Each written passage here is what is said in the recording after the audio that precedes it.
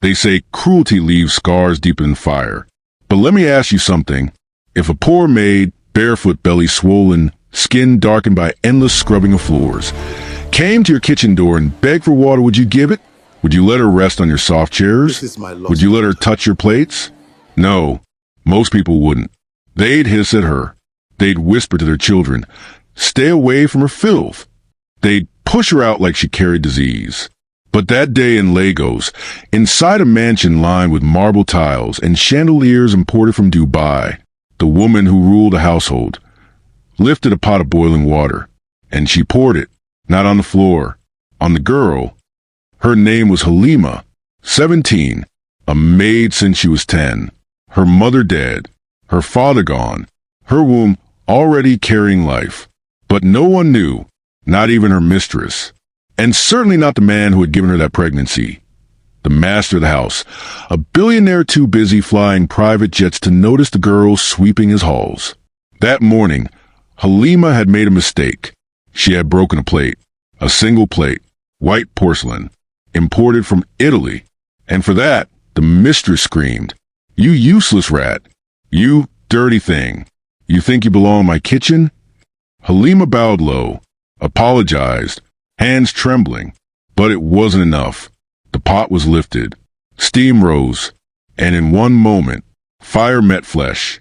Halima screamed, her arms blistered, her chest burned, her wrapper clung wet to her skin. She stumbled back, legs shaking, the pain eating her alive, and then another pain rose, lower, deeper, sharper. Her belly, she was bleeding. The baby inside her twisted, as though fighting to stay alive. Halima fell to the floor. The mistress only spat, "Die outside, bastard girl," and the guards dragged her out through the golden gates, onto the dust, left her there. She crawled, hands scraping gravel, knees tearing open. The Lagos sun beat down mercilessly. Sweat stung her wounds. Flies circled. Her blood stained the street. Every car that passed slowed to look, but none stopped. Not one, until a shadow appeared. Small, thin, a barefoot boy. He was maybe 12, maybe younger. His shirt torn, his lips cracked, his eyes sunken from hunger. But when he saw her, his steps didn't falter. He ran to her side, dropped to his knees, and whispered, "Auntie, don't sleep. Please, I go help you." His name was Musa. He had no home, no father, no mother. He slept under bridges, begged on the roadside, washed car windows for coins that never came. But he remembered the one thing his dying mother had told him. If you see someone crying, never walk past them. Even if all you have is breath, give it. So Musa gave. He tore off his only scarf and pressed it against her burned chest. "Stay alive, Onye. Please, don't close your eyes." But Halima was drifting, her breath shallow, her belly clenching, her lips whispering, "My baby." Cars sped past. No one stopped. But Musa didn't leave. He looked around desperately. Saw a woman's dropped handbag by the road. Inside, a power bank. A phone. With trembling hands, he pressed it to life. One bar. He dialed 112. No answer. He tried again. "My name Musa. One girl day bleed. She go die. Please come." He didn't know how to describe the mansion, the gates, the street. He only knew one thing. He wouldn't leave her side, not until help came. Halima woke up 2 days later, in a hospital bed, her arms bandaged, her chest scarred, her belly still heavy. The doctors told her she nearly died, told her the baby was still alive, told her someone had saved her. She blinked. What someone? They said a boy, a street boy. He gave no surname, no home. He only said, "Tell her I day under the bridge near the red container. She go remember." But when the nurses went to find him, he was gone. No one under the bridge had seen him, or maybe they were protecting him. Either way, he vanished. And yet, something inside Halima broke open. This maid, treated like dirt, burned like trash, had been saved by the very boy everyone ignored. She saw his eyes, his trembling hands pressing on her wounds. That scarf, soaked in her blood, tied tight to keep her alive. She wept, not just from gratitude, but from shame. She whispered to herself, "If Allah spare me through a homeless child, then every child like him is now mine." But what happened next shocked even her, because 2 years later, on her daughter's birthday, that same boy returned. And this time he wasn't alone. 2 years later, Halima stood at the edge of a small rented garden. In her hand, she held a crown. Not real gold, just cardboard wrapped in shiny foil. Something her daughter could wear as a guest clapped during her birthday song. But to Halima, it felt heavier than iron, because the child playing under the neem tree, round cheeks smiling with dimples just like hers, was alive only because a barefoot boy had refused to walk away. A boy no one remembered. A boy who vanished. A boy who never asked for thanks. "Madam," her head of security stepped forward, brow furrowed. "There's someone at the gate. Says he knows you." Halima barely looked up. "Name?" The guard hesitated. He just said, "Tell her I'm from under the bridge." Her heart stopped. The crown slipped from her fingers. She ran through the corridor, past the guests, past the balloons and cake. Her bare feet slapped against the marble. When the gate swung open, at first she didn't recognize him. Musa was taller, still thin, still wearing slippers worn to the sole. But now his shoulders carried calmness. His eyes no longer darted around like a cornered animal. He stood straight. In one hand, a torn book. In the other, a scarf. The same scarf. Stained, torn, her blood still marked into its threads. Halima's lips trembled. "Musa?" He nodded once, and she fell to her knees. "Why did you disappear?" she whispered, voice shaking. "I didn't disappear," Musa said quietly. "I hid. They were looking for me, not to thank me, to bury me." Her throat closed. "Who?" He looked away. "You." At first, she thought he was accusing her. Her? The victim? The woman who had suffered burns, humiliation, abandonment? But then Musa held out the book. A diary. Old. Torn. The pages yellow. The ink shaky. Names filled every line. Dates scribbled on the edges. And one phrase, written again and again. "Forgive the innocent. Expose the powerful." Halima flipped, her hands trembling, and then she froze. The last page carried a name. Her master's, the billionaire, and just beneath it, another name, her own. She dropped the book. What is this?" But Musa didn't answer. He only said, "You asked who I am, but I came to ask who you are." That night, Halima couldn't sleep. Her daughter snored softly beside her. The party decorations still hung from the walls. But Halima's eyes refused to close. The diary's words burned through her head. So she went to the old box her mother had once left hidden beneath cloth. Inside were her birth papers, torn photographs, letters too faded to read. And deep in the pile, she found it, a contract, dated years ago, signed by her mother, her real mother, not a maid, not a servant, but a woman who once held shares in the very company that now owned Lagos's biggest oil fields.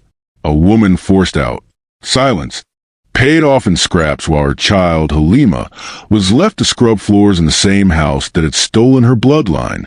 The signature matched. The dates aligned. Her knees buckled. Her name belonged to them, not as a maid, not as a servant, but as blood, as heir, as lost daughter. Halima pressed her hands over her mouth. Her mind spun. She had been beaten, starved, burned with boiling water. Inside a house that was hers by birthright. Her so-called mistress? Not her owner. Her enemy. Her thief. The very wealth that bought chandeliers, cars, and guards was meant to protect Halima all along. Instead, it had been used to destroy her. She wept, not just from rage, but from the cruel irony. The child she carried had almost died. The maid's blood had nearly spilled on the roadside, and all while her inheritance lay buried in contracts, her life stolen, her truth erased. When the dawn broke, Musa was waiting outside. She handed him the papers. "Read." He did, silently, carefully. Then he looked at her, eyes steady. "So you see why they wanted me gone. Why they feared what I knew." Her chest tightened. "You knew all along?" He nodded. "I saw men with files. I heard their whispers. They said, 'The girl must never know. She belongs under our heel, not beside us.'" Halima's hands shook. She whispered, "So all these years, I was their blood, their shame, their lost daughter." Musa's voice was low. "Yes, and they would rather burn you alive than let the world know." Her knees gave way. She sank to the floor. Her daughter stirred in the next room, unaware that her mother's entire life had just been rewritten. Halima pressed her palms to the earth and whispered, "What am I supposed to do with this truth?" Musa crouched beside her. His scarred hands held hers, and he said, "Expose them, or they will bury you again." That night, Halima lit a single candle. She spread the files across her bed. Contracts, receipts, letters, the diary beside them. Every word, every line, proof. Proof that the billionaire family who spat on her had once stolen her birthright. Proof that the woman who poured boiling water on her had done it to her own sister's child. Proof that the empire called untouchable was built on lies. Her hands trembled. She thought of her daughter. She thought of Musa. She thought of the scar on her chest, the burns that would never fade, and she whispered to herself, "Maybe Allah didn't save me to survive quietly. Maybe He saved me to burn them with truth." But outside her window, in the shadows of the garden, someone was watching. Someone who had never forgiven the maid for surviving. Someone who would kill to keep her silent. But rarely do we see a person take off their own crown to place it on the head of one they forgot. He turned to Musa. "Boy, do you wish to rule?" Musa's eyes glimmered. "I only wish that no more boys sleep under bridges." Another voice rose, a woman of dignity. "Girl, do you wish to rise?" Halima clutched her daughter's tiny hand. "Only if I can take my people with me." The queen before them smiled. "Then rise together." She lifted a small stone bowl, and inside 2 items, a scarf and a silver ring. She placed the ring on Halima's hand, the scarf around Musa's neck, and declared, "You will not be rulers. You will be restorers. The forgotten will follow you, and the future will call you its parents." When they returned to Lagos, the news shook the city. Halima, billionaire's lost daughter, found alive. Street boy Musa becomes symbol of orphan justice. The maid who was blood and the boy who saved her. But at the shelter, nothing changed. Halima still served rice with her hands. Musa still swept the floors. The children still sang songs at night. Only one thing grew: the numbers. Hundreds more children came, hungry, abandoned, beaten, and each one, before stepping inside, touched the scarf at the door and whispered, "Thank you, Brother Musa." But the past does not disappear. It waits, not always as shame, sometimes as temptation. And when betrayal arrived, it didn't come from the outside. It came from within. Do you think doing good is always enough? That kindness always finds its way back? No, not in this world. Not every kindness is rewarded. Sometimes patience is the only crown you receive, but that doesn't mean goodness is wasted, because the world watches, the hereafter listens, and when justice comes, everything changes. And it was about to change again. Halima's daughter, Amina, was no longer a baby. She was 5 now, curly hair, bright eyes, but sharper than most adults. When the other children cried for food, she gave up her plate. When mothers wept at night, she wiped their tears with her small hands. And sometimes, She asked questions that silenced even Musa. Mama, why do people hurt the ones who serve them? Uncle Musa, why do kings hide gold while children starve? Her voice was soft, but her words were heavy. She was not just Halima's child. She was legacy, and the powerful knew it. One evening, as the call to prayer faded across Lagos, a black car pulled up outside the shelter. Men in suits stepped out. They carried a letter, stamped, sealed, from the billionaire board. It read, Halima Falad, you are not recognized as family. You are an imposter. Return all papers in your possession or face removal. Your child, Amina, is hereby declared illegitimate to Falad bloodline. Halima's hand shook as she read. Her burns itched as though freshly made. But she did not cry. She smiled faintly. They fear a child.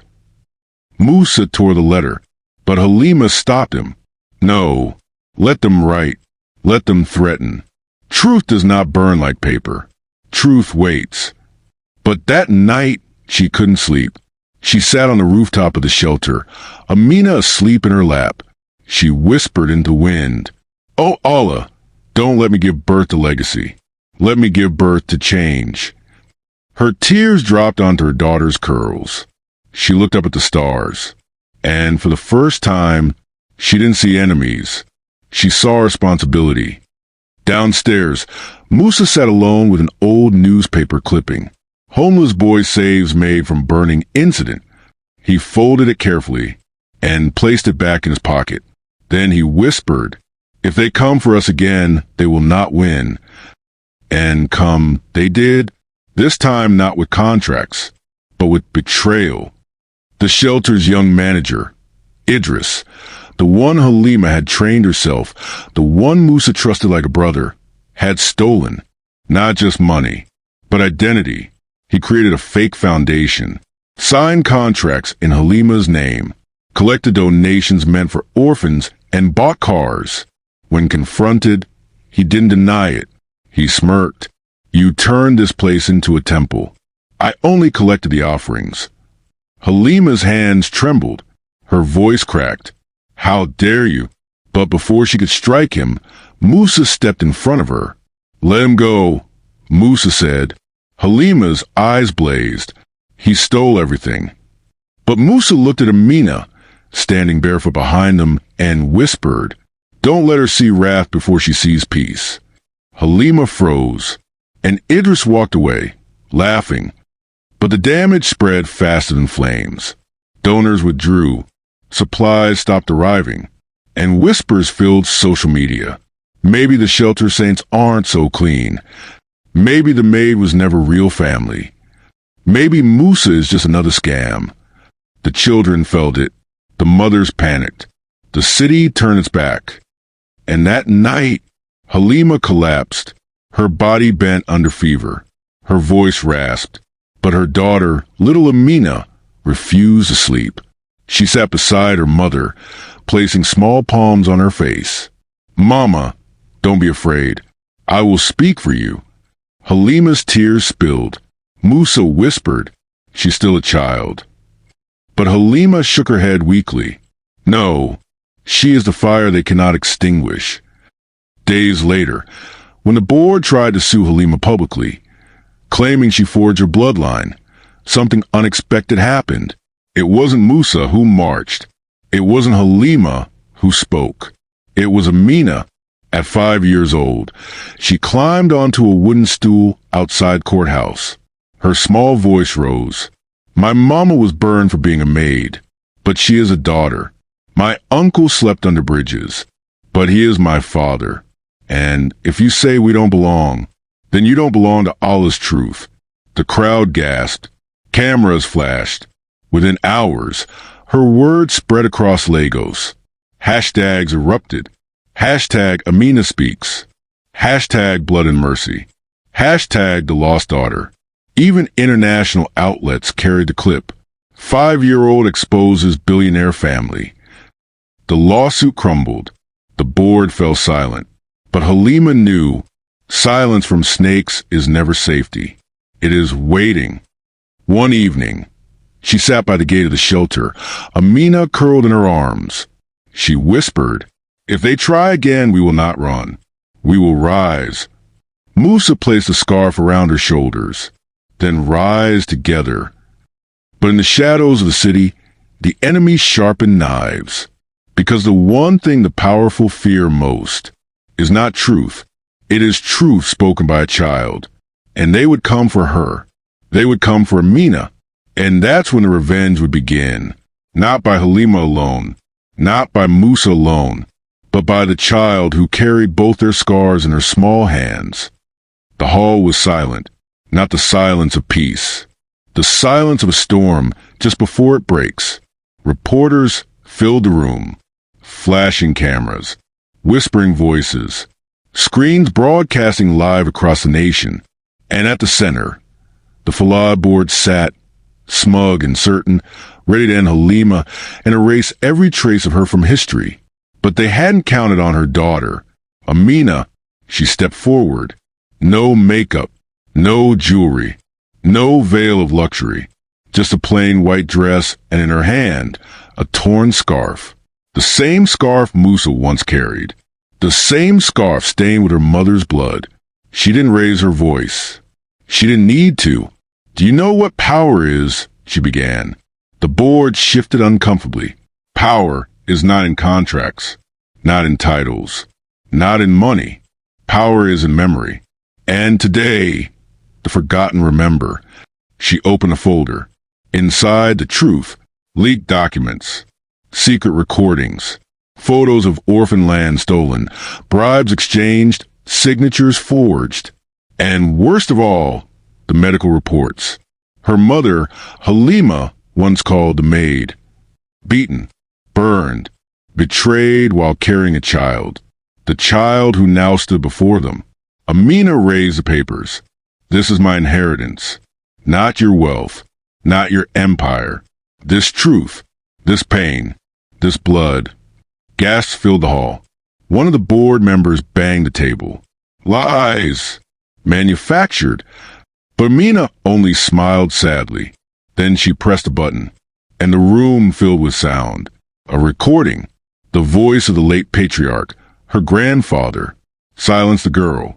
No one must know she carries my blood." The crowd erupted. Journalists shouted questions. Cameras zoomed in on sweating faces. Lawyers whispered in panic. The empire cracked, not with a bang but with words. And then Halima entered. The doors opened slowly. She walked with a limp, her steps heavy, her face lined with years of suffering. But her eyes were flames. For the first time, she faced the ones who had destroyed her life. The mistress who poured boiling water. The men who signed her pain into profit. The family who denied her existence. She stopped at the center of the hall. Silence returned. Not fear, not shock. Something deeper. Shame. She looked at them, one by one. "You tried to erase me." Her voice was low, steady. "You called me nothing. A servant. Trash." She touched her scars. But scars do not erase. They testify. She turned to the cameras, to the nation watching. Every orphan, every servant, every woman cast aside. "You called us nothing. But today the world sees us." Her hand found Amina's, and together mother and daughter stood as one. Halima whispered the final blow.